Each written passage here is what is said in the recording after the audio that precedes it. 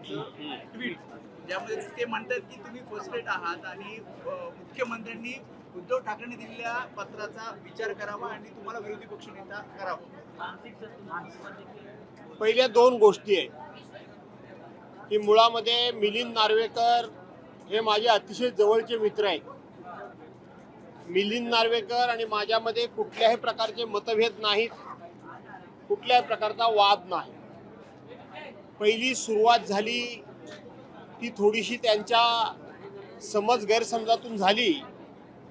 19 तारखेला ज्यावेळेला षण्मुखानंद हॉलमध्ये आमच्या वर्धापन दिनाचा कार्यक्रम होता आणि त्या कार्यक्रमाला प्रचंड अशा प्रकारची गर्दी लोटली होती आणि अनेक लोकांना आतमध्ये प्रत्यक्ष हॉलमध्ये जायचं होतं, पण त्यांना आतमध्ये जाणं शक्य नव्हतं।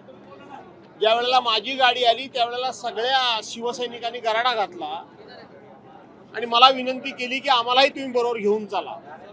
म्हणून मी गाडीतून खाली उतरलो आणि लोकांना समजावत थोडा मीडियाशी बोलत हळूहळू मी गेटच्या आतमध्ये गेलो आणि त्यावेळेला मुंबई आज तकला एक आमच्या त्या अनुजा धाकरस म्हणून आहेत, त्यांनी माझा बाईट सुरू केला होता। त्या दरम्यान कोणाची तरी गाडीचा हॉर्न हा सातत्यानं वाजत होता। का वाजत होता तर समोर शिवसैनिक प्रचंड मोठ्या प्रमाणामध्ये गर्दी करून होते आणि त्यांना आतमध्ये यायचं होतं आणि म्हणून गाडी जाते असेल तर त्या गाडीतून आम्हालाही कोणीतरी घेऊन चला असा त्यांचा थोडासा हट्ट होता आणि म्हणून बराच वेळ हॉर्न वाजत होता। हॉर्न वाजत असताना एकदाचा दरवाजा उघडला आणि त्याच वेळेला 5-25 शिवसैनिक दोन्ही बाजूला पडले त्या गाडीबरोबर आतमध्ये येण्याच्या याच्यामध्ये। आणि म्हणून मी सहज नॅचरली विचारलं कोणाची गाडी, तर त्या मॅडम म्हणाल्या नार्वेकरांची गाडी। खरं तर विधानसभेचे अध्यक्ष नार्वेकर जे आहेत ते माझ्या डोक्यामध्ये बसलेले आहेत। मी तुम्हाला खरं आहे ते सांगतो, विधानसभेचे जे अध्यक्ष नार्वेकर आहेत त्यांची जी कामकाज करण्याची पद्धत आहे ते माझ्या प्रचंड डोक्यामध्ये बसलेले आहेत। त्यामुळं नार्वेकर कुठले नार्वेकर हे मला काही फार क्लिक झालं नाही आणि म्हणून मी एका क्षणात बोलून गेलो नार्वेकर असले तर काय झालं। शेवटी एवढी गर्दी असल्यानंतर आमच्यासारख्या नेते मंडळींनी 4 पावलं लोकांबरोबर चाललं पाहिजे, हा त्यातला प्रमुख हेतू। आणि म्हणून त्यानंतर नार्वेकरांना मला वाटतं ते कोण नार्वेकर हा शब्द लागला।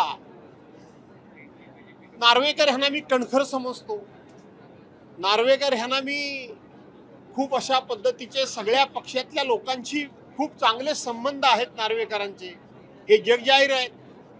त्यामुळं नार्वेकरांची गाडी समजून मी विधान केलेलं नाही, कारण ते माझे मित्र आहेत। आणि दुसरं त्यांनी काल जे ट्विट केलं त्या सगळ्या पक्षातल्या संबंधाचा उपयोग हा मला विरोधी पक्ष नेतेपद करून घेण्याकरता म्हणून ते मुख्यमंत्र्यांकडनं करून घेणार असतील तर मला त्याचा आनंद आहे, कारण त्यांनी म्हटलंय की मुख्यमंत्र्यांनी लवकरच करावं विरोधी पक्षनेता। आणि मला विरोधी पक्षनेता न केल्यामुळं काहीतरी कोणाला तरी त्रास होतोय। मला वाटतं माझे मित्र मिलिंद नार्वेकर यांनाच जास्त त्रास होतोय, कारण मला विरोधी पक्षनेता करत नाही, त्यामुळं महाराष्ट्राची अडचण झाली।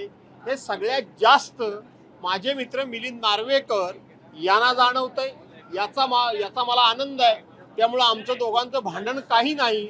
आता माझ्या अपेक्षा वाढल्या आहेत की मिलिंद नार्वेकरांनी मनावर घेतल्यामुळं मुख्यमंत्र्यांकडून लवकरच माझी विरोधी पक्ष नेता म्हणून निवड होईल।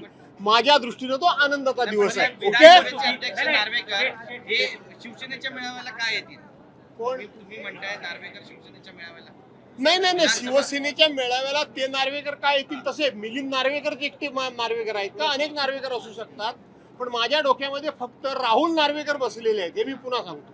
नाही, पण छोट्या गोष्टींचा कुठेतरी मोठी हे करण्यात आलेला काय एकदम इझिली घ्यायला नाही, हे इझिली घेण्यासारखाच विषय आहे। आम्ही मित्र आहोत, आता 2:30 वाजता बैठकीला भेटूच, आम्ही काय अडचण नाहीये। पण ते एवढे नाजूक असतील, एवढे हळवे असतील हे मला माहीत नव्हतं।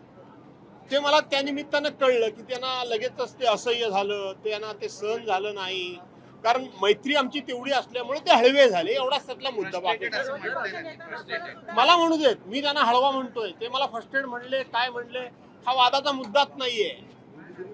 ते हळवे झाले लगेच कोण नार्वेकर म्हटल्यानंतर. दर अधिवेशनाला डान्स बारचा मुद्दा यामध्ये डान्स बार जे आहेत ते नवी मुंबईला खुले आणि त्याचे व्हिडिओ सह व्हायरल होतात. असं आहे की मागच्या वेळेला डान्स बारचा विषय मी स्वतः काढला होता पनवेल मधल्या. तिथे डान्स बार बंद आहेत. नवीन मुंबईमध्ये डान्स बार मोठ्या प्रमाणात चालू असतील तर थोडीशी जरा मला माहिती मिळाली तर ते बंद करण्याकरता सुद्धा आपण पुढाकार घेऊ. पोलीस अधिकारी डान्स बारमध्ये आहेत. नाचतोय हो.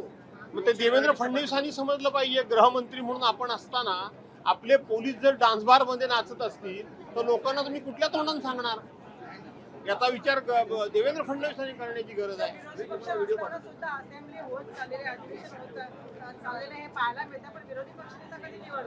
या सरकारचा लोकशाहीवर विश्वास नाही, या सरकारचा संविधानावर विश्वास नाही, या सरकारचा एकमेकावर पण विश्वास नाही.